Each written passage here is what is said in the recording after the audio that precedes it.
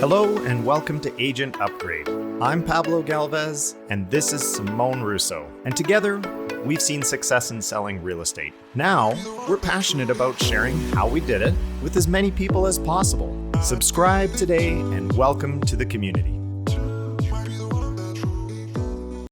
Okay, Simone, next question that I get asked quite a bit. Well, it's more of a issue that comes up from time to time. You're gonna love this one.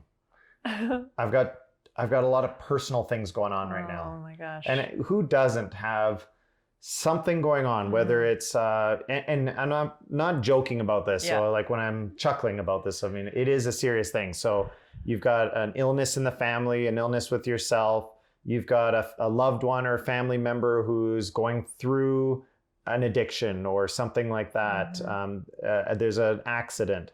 There's all kinds of personal things that people have going on in their lives that significantly impact their business. And one of the things that I quite often hear, even if it's not a major traumatic event like that, is as a realtor, we're kind of the self-employed. So a lot of times you get a spouse in a family and the spouse is an engineer or a doctor or a nurse or something, and they've got a regular job.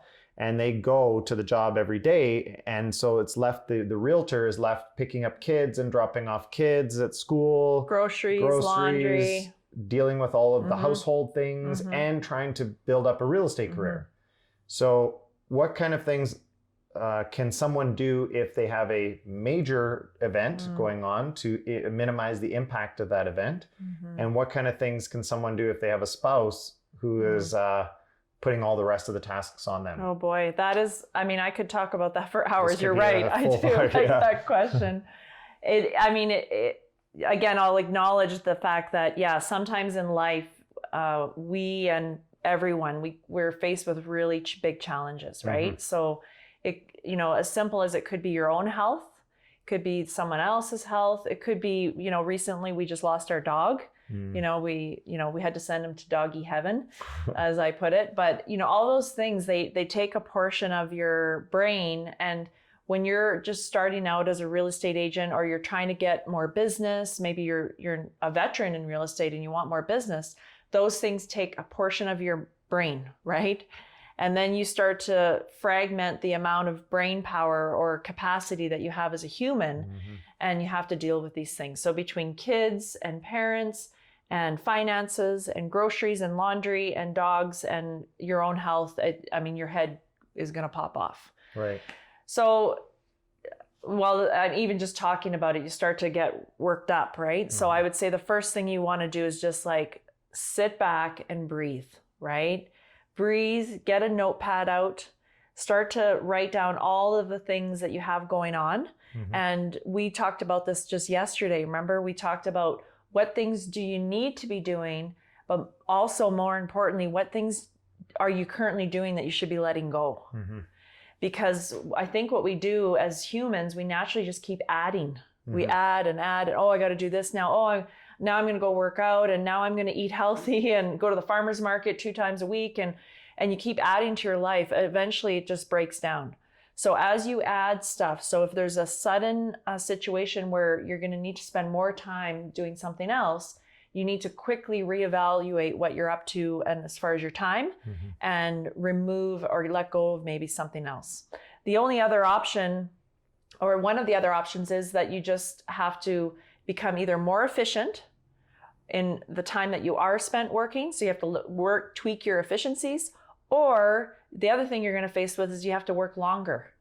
So I always choose be more efficient because I'm pretty adamant that by 3 or 4 o'clock, I want to be finished work, so then I can spend time on those other things that tend to pop up, right? Like there's taxes that have to be done. There's sometimes you get a tax audit that has to be done. Maybe you have to work on your mortgage renewal, or it's a whole massive gamut of things that have to happen.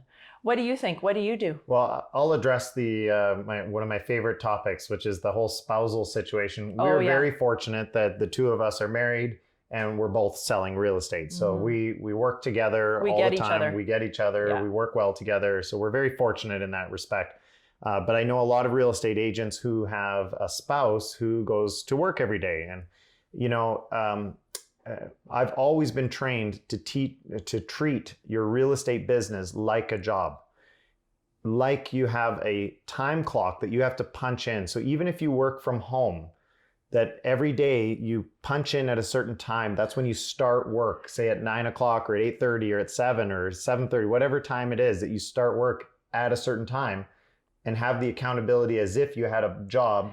Can I share a story? You might remember this. There was an agent that we know, and he worked from home. He was a very productive real estate agent. He actually went onto Amazon and bought a time clock, like a punch card, yeah. and he installed it in his office, his home office, and he would punch in as if that was, so he created this accountability through this punch card system. And again, it's just the whole going through those motions of, this is a job. This is, you got to treat it like a job. So then there's the difficult conversation that you have to have with your spouse, which is helping them to understand that just because you're self-employed and that you're at home most of the day, that does not mean that you're still a house husband or a housewife, right? That you actually have a job, but it just happens to be at home or driving around or whatever it is. So, it may not seem like previewing homes at 2 o'clock is as important as picking up your child from school. However, you could argue that what they're doing at 2 o'clock at their job is not that important to the overall company and that they should be picking up the kids, right? And so you have to now decide as a couple, if I really want to treat this as a job and have my 9 to 5 or whatever hours that I'm going to set in my schedule, and you share that schedule with your spouse, they have to have buy-in and be on board, because they'll see the final result. They'll say, okay, if you do this and this, we'll do X number of transactions and our income will be this from having that. And that'll mean going on great vacations and trips with our family, etc. So having those conversations is really critical with your family and your spouse, and then coming up with plans that you can implement so that things are taken care of. Right. So maybe the kids need to start taking a bus. Even though you work from home, they can take a bus. Good life lesson. Good life lesson. Right. Right. And we did that. The two of us working from home, if you can imagine, having small children, I would love to drive my kids to school. I actually really enjoy doing that. But we decided we had to work and we had to punch in the clock, so to speak. And so at a very young age, as soon as our kids were able to walk to the bus station, I think it was like 10 years old by themselves, they walked to the bus themselves and they got themselves on the bus and they got themselves home. And it's a great life lesson for them, like you said. Yeah, for sure. So a few things I heard what you said. So the communication with your spouse or your partner or whoever's in partnership with you in life. And that would also include your kids. Yes. So we constantly would have family meetings. Our kids will, they always hear, when they hear the word family. Another family meeting. Here we go. They're like, okay, another family meeting. But we, for sure, every month we have a family meeting where we get on the same page with each other. Like, even though Pablo and I work together, we're doing different tasks and we have to rein the whole household back in, right? So that means also having the kids' presence, because now they're teenagers. So even when they were young, though, 7, 8, 9, 10, 11, we'd be having family meetings. And we knew their attention span was only about 5 minutes. Maybe we might be able to squeeze out 6 or 7. But our family meetings were short and concise. So then we could all be on the same page to accomplish what we wanted. Kids' attention spans are pretty short. And then the last thing I want to mention about this whole concept is, and this is, again, a bigger conversation that we can have at some point, but that whole idea of what is your hourly rate as a real estate agent? So when you have a job, when you go to a job, you know what your hourly rate is. They pay you a salary, likely, and you can calculate mathematically what your hourly rate is.